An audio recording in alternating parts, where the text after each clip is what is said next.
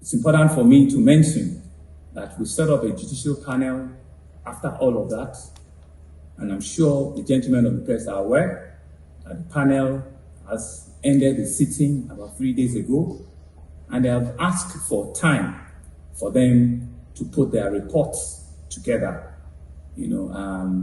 behind closed door. We do not know what will be the outcome of that report, but we want to say publicly that upon the handover of that report, we will be making it public. We do not want to cover anything. That's not who we are. That's not what our government stands for. That's not what we believe governance is about.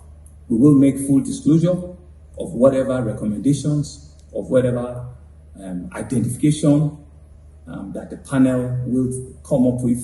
And I want to assure all our citizens that we're not going to leave anything to chance. But they've asked for time for them to be able to complete their work, and we've given them the time.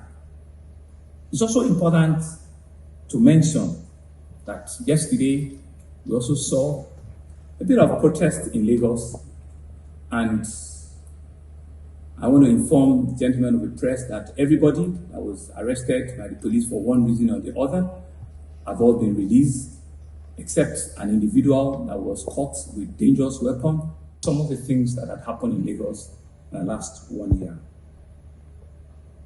Exactly a year ago today was when Lagos was hit with the aftermath of the NSAS protest.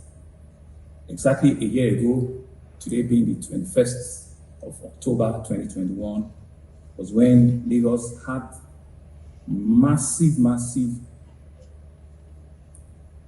destruction of infrastructure, iconic buildings, our transport sector, and almost every part, police stations and all of it.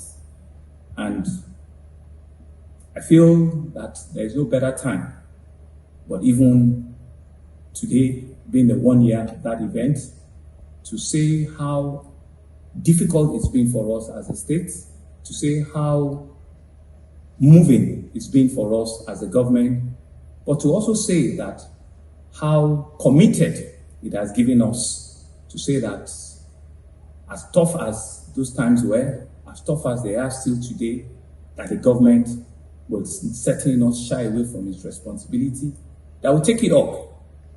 We'll see it as a challenge, and we will face it with everything that we have. It's important for me to mention that we set up a judicial panel after all of that.